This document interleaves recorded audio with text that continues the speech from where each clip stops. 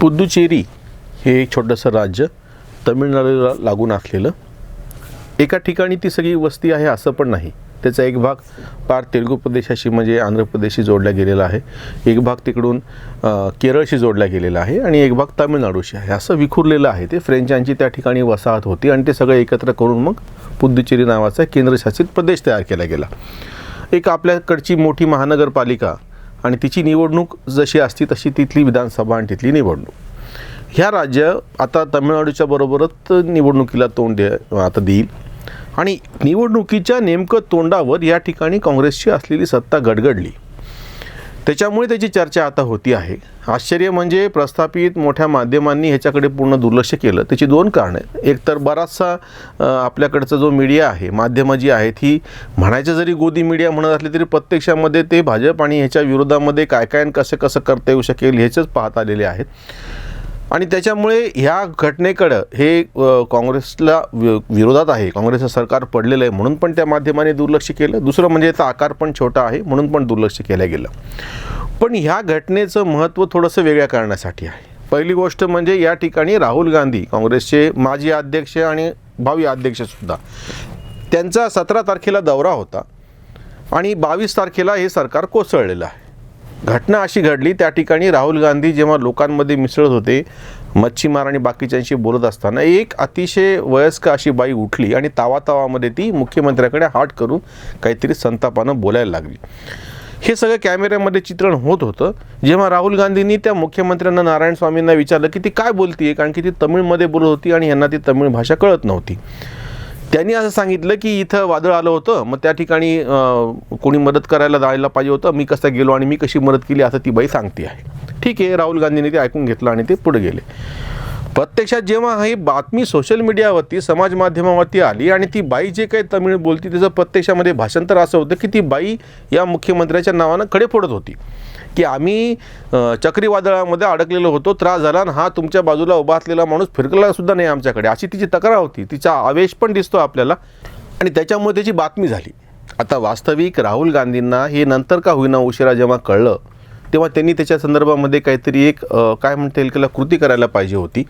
शासनात्मक कारवाई, काहीतरी अनुशासनात्मक कारवाई करायला पाहिजे होती. तिथल्या आमदारांचा असंतोष होता, ही तर गोष्ट खरीच होती जी नंतर सिद्ध झालं. पण सर्वसामान्य जनतेची दिशाभूल हा मुख्यमंत्री करतोय आपलाच आणि आता निवडणुका तोंडावर, अशा पार्श्वभूमीवरती आपण ह्या मुख्यमंत्र्याची कानउघाडणी करायला पाहिजे. ती राहुल गांधींनी केली नाही. राहुल गांधी नेहमीप्रमाणेच कुठली जबाबदारी घेत नाहीत. गंमत अशी झाली की जर हा असा मुख्यमंत्री ज्याची लोकांमध्ये प्रतिमा ही अशी समोर गेलेली आहे आणि ह्याच्या नेतृत्वाखाली जर पुढे निवडणूक लढवायची असेल तर आपला पराभव निश्चित आहे, ह्याच्यापेक्षा या पक्षामध्ये राहणंच नको, म्हणून त्या आमदारांनी राजीनामा दिला. आमदारांनी राजीनामा दिला, त्याला DMKचा पाठिंबा होता म्हणून ते सरकार काठावरती 14-15 आमदारांच्या ह्याच्यावरती टिकून होतं. एकूण ते 33 काहीतरी संख्या आहे जेमतेम आणि 3 नेमलेले असतात त्या ठिकाणी आमदार, सगळे म्हणून ती संख्या 33ची. मग त्याच्यामध्ये 16-17 किंवा नेमलेल्या अधिकाऱ्यांना, नेमलेल्या आमदारांना मतदानाचा अधिकार आहे की नाही हा एक पुन्हा वेगळा भाग. 15 तरी आमदार त्यांच्या पाठीशी हवे होते पण तेवढे नसल्यामुळे, आणि जेव्हा प्रत्यक्ष विश्वासदर्शक ठराव काल चर्चेला आला तेव्हा त्याचं मतदान होण्याच्या आधीच नारायण स्वामी या मुख्यमंत्र्यांनी राजीनामा दिला.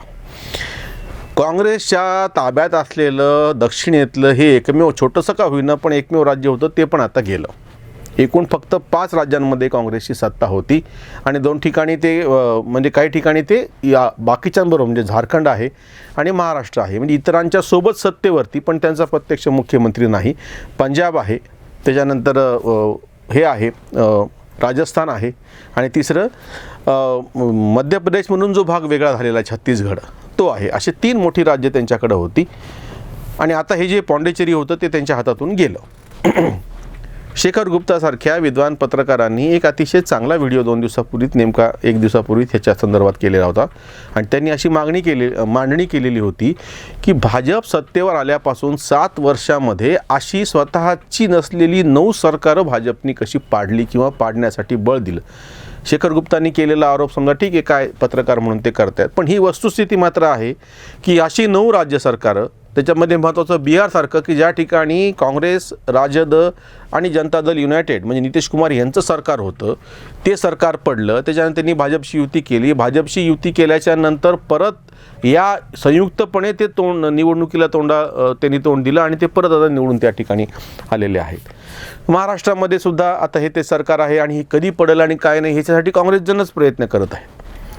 वारंवार काँग्रेसच्या बाबतीमध्ये असं गांभीर्यानं समोर येत आलेलं आहे की आपलं हसं करून घ्यायची जसं काय हौस आहे.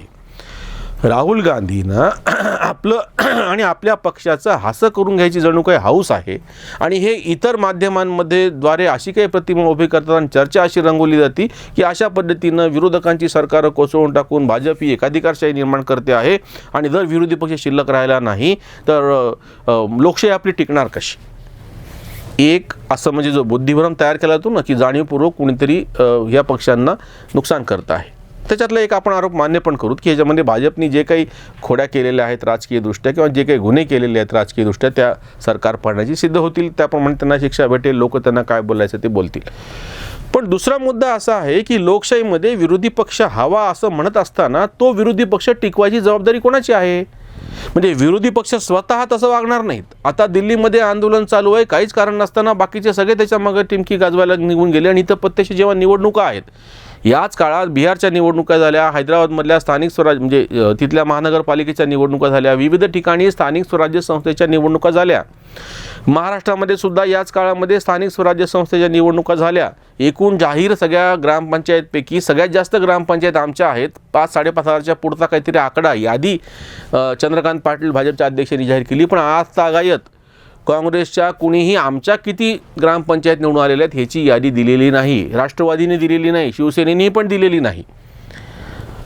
विरोधी पक्ष जेव्हा स्वतःहून बेजबाबदारपणे वागत असतील तर त्यांची अशी अपेक्षा आहे का की त्यांनी कसे वागावं, लोकांनीच त्यांच्या काही जागा निवडून आणून द्याव्यात का. तर लोकशाहीमध्ये विरोधी पक्ष हवा आहे म्हणून. हा जो बुद्धिभ्रम तयार करणारे लोक आहेत ना, हे सांगत नाहीत की भारतातली पहिली निवडणूक झाली सार्वत्रिक 1952ला, 57ला दुसरी, 62ला तिसरी, 67ला चौथी आणि 71ला पाचवी. या पाचही निवडणुकांमध्ये विरोधी पक्ष म्हणून पुरेशी संख्या असावी असा एकही पक्ष निवडून आला नाही काँग्रेसशिवाय. म्हणजे विरोधी पक्ष नेता पद देण्यासाठी जी आता चर्चा झाली होती ना 2014च्या निवडणुकीमध्ये आणि 2019मध्ये की काँग्रेसच्या जागा 10%पेक्षाही कमी आल्या, म्हणजे अधिकृतरित्या विरोधी पक्ष नेतेपदसुद्धा काँग्रेसला देता आलं नाही. म्हणून काही जणांना लगेच लोकशाही कशी धोक्यामध्ये आली आणि सत्ताधारी पक्ष कसे मगरुरीनं वागतायत आणि कशी हुकुमशाहीकडे वाटचाल चालू आहे अशी सगळ्यांनी ओरड सुरू केली ना. ते हे सांगत नाहीत की यापूर्वीसुद्धा 1-2 नाही तब्बल 5 निवडणुका म्हणजे जवळपास 5-20 वर्षाचा कालखंड असा होता की भारताच्या संसदेमध्ये अधिकृत असा विरोधी पक्ष नव्हता. 10% म्हणजे 540 पैकी 10% म्हणजे ज्याची 54 संख्या असेल किमान 53 संख्या खासदार निवडून आले असा काँग्रेसशिवाय दुसरा कुठलाच पक्ष नव्हता. मग तेव्हा लोकशाही धोक्यामध्ये आली होती का. तेव्हाचे विरोधी पक्ष तेव्हाचे त्यांचे नेते काय मांडणी करत होते, काय आंदोलन करत होते, संसदेमध्ये त्यांची काय भाषणं असायची. नाथ पैसारखा ज्याच्या पक्षाचे 5-25ही खासदार नसायचे असा समाजवादी पक्षाचा खासदार जेव्हा बोलायला उभं राहायचा, जवाहरलाल नेहरूपासून सगळे अगदी मंत्रमुग्ध होऊन त्याची भाषणं ऐकायची संसदेमधली अशी उदाहरणं आहेत. अटल बिहारी वाजपेयी असो, असे कितीतरी वेगवेगळ्या विचारधारेचे वेगवेगळ्या विचारसरणीचे ज्यांच्या पाठीशी प्रत्यक्ष संख्या नव्हती असे नेते जेव्हा संसदेमध्ये बोलायचे तेव्हा सत्ताधारी ते ऐकायचे ना. मग तेव्हा लोकशाही धोक्यामध्ये आली असं तुम्ही कोणी म्हणलं होतं. ह्या विरोधी पक्षांनी आता याचं उत्तर द्यायला पाहिजे की पहिल्या 5 निवडणुका म्हणजे विरोधी पक्ष नेतेपद हे आलं केव्हा. जनता पक्षाच्या कारकिर्दीमध्ये म्हणजे इंदिरा काँग्रेसचा पराभव झाला तरीही इंदिरा गांधींचे 160-70च्या पुढं खासदार निवडून आलेले होते आणि यशवंतराव चव्हाण तेव्हा अधिकृतरित्या म्हणजे पहिला विरोधी पक्ष नेताच मुळात काँग्रेसचा झाला. यशवंतराव चव्हाण ज्याला मान्यता आहे असा 10%च्या पुढं ज्याची खासदारची संख्या आहे त्या संसदेमध्ये.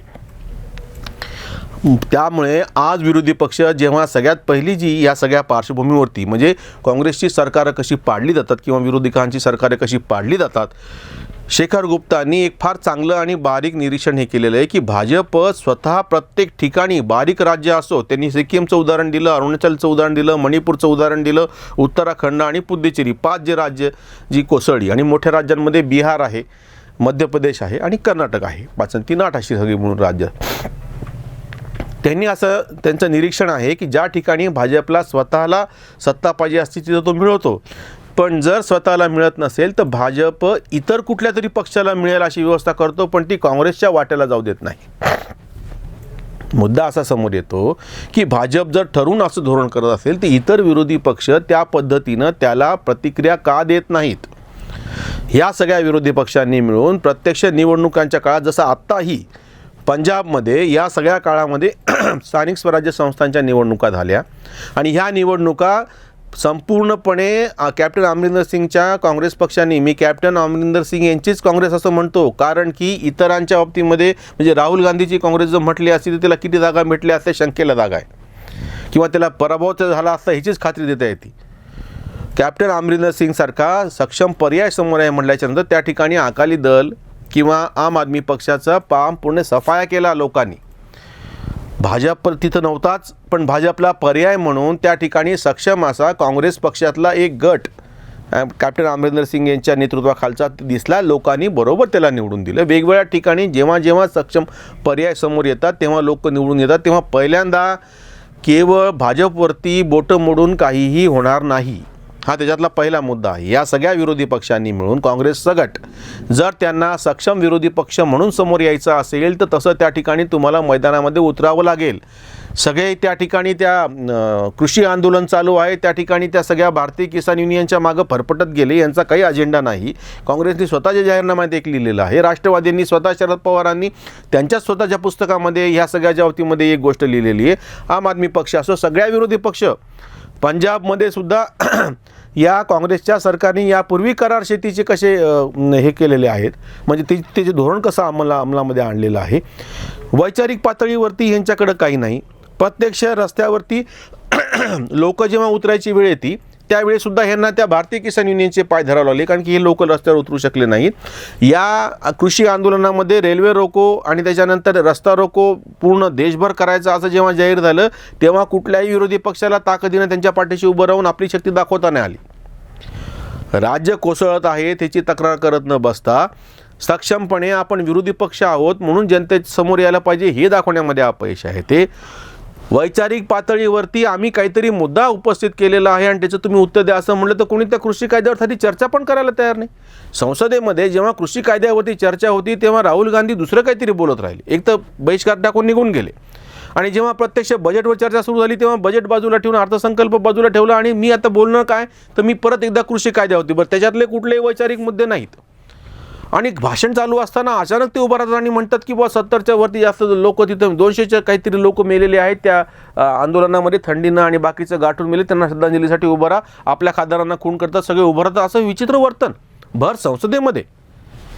त्यामुळे आता पुद्दुचेरीच्या निमित्ताने जे समोर चित्र आलेलं आहे की जर असा गलथानपणा विरोधी पक्ष दाखवत असतील तर त्यांची सरकार, बरं आता काही ताबडतोब त्या ठिकाणी काँग्रेसचं सरकार कोसळल्याच्या नंतर भाजपचं सरकार येण्याची शक्यता नाही, कारण की निवडणुका तोंडावरती आहेत.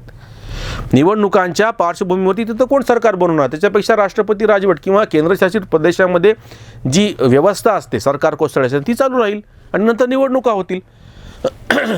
विरोधी पक्ष हे विसरून चाललेला आहे की तुम्ही ज्या अर्थी केंद्रातल्या सत्ताधारी पक्षाच्या नावानं बोट ठेवता तेव्हा दुसरीकडून तुमची पण जबाबदारी आहे की तुम्ही आणि तुमचे सहकारी आणि तुमच्या पक्षातले आमदार यांना सांभाळून ठेवणे, जे सांभाळण्यामध्ये यांना अतिशय अपयश आलेलं आहे.